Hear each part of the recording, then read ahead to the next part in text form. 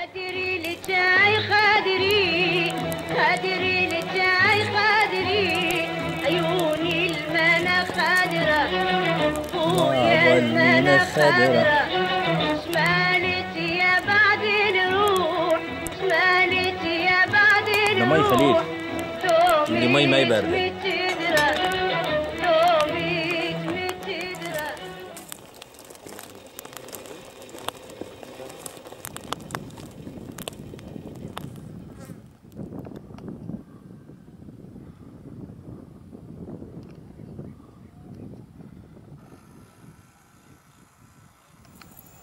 يعني الفرات هو نهر عظيم ومذكور بالقرآن الكريم، يعني مثل ما تقول انه على هالشاطئ وعلى امتداد نهر الفرات يعني غامت حضارات عدة قبل، وله تاريخ يعني يرجع إلى آلاف السنين أو بداية تكوين الحياة البشرية يعني.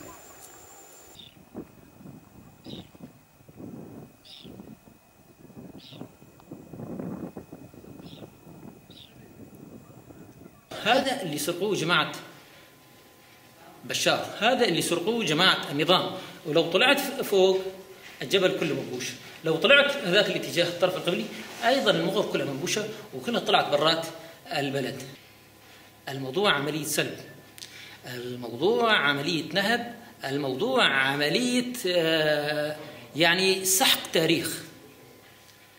هذا هو النظام اللي كان يحكي عن التاريخ ويحكي عن أسطورة المقاومة ويحكي عن الدفاع عن البلد، كله كذب في كذب، والله كذب والله كذب.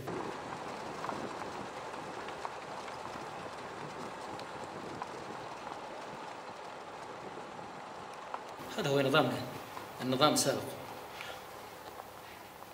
لكن بعد ما راح مثل ما أنا شايف ومثل ما أنت التقيت مع الأهالي، الكل محافظين على النهر، محافظين على الآثار، محافظين على الحراج اللي موجود عندنا، محافظين طبعا لأنه الملك هذا الملك إنه مو ملك لا بشار ولا لعصابة بشار، الملك هذا لإنه، فلذلك احنا محافظين عليه.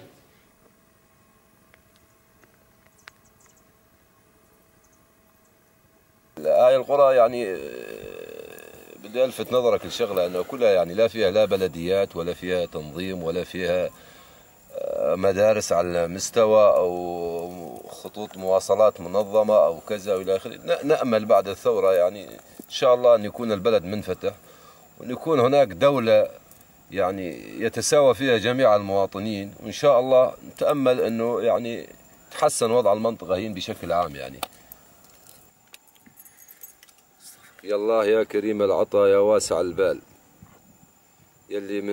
يلي جميع الخلق من رحمتك يرتجوني، تحيي وتميت بضابط الملك بحساب، يمين مرادك ما بين كاف ونوني، تحيي سعدنا عقب نجمنا ما غاب، وتخلصني من حكمات العفوني.